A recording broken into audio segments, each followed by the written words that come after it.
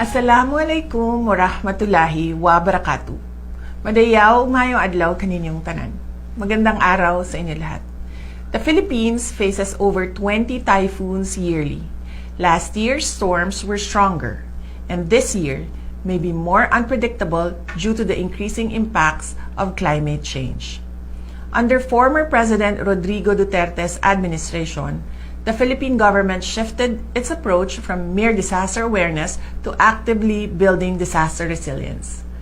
Prioridad natin ang masigurong ang mga komunidad ay handa at kayang tumugon sa mga kalamidad upang maiwasan ang pagkawala ng buhay at malawakang pinsala sa mga ari-arian.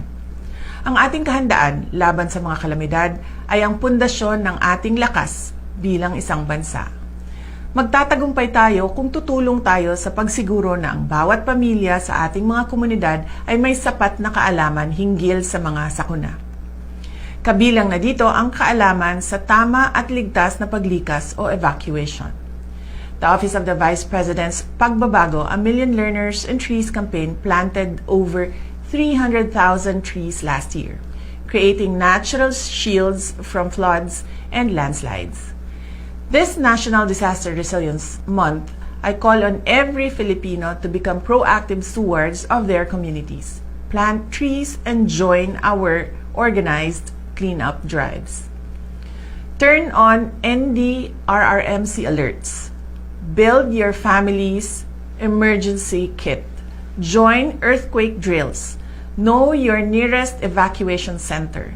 Share awareness posts. Your stories could save lives and inspire others to prepare.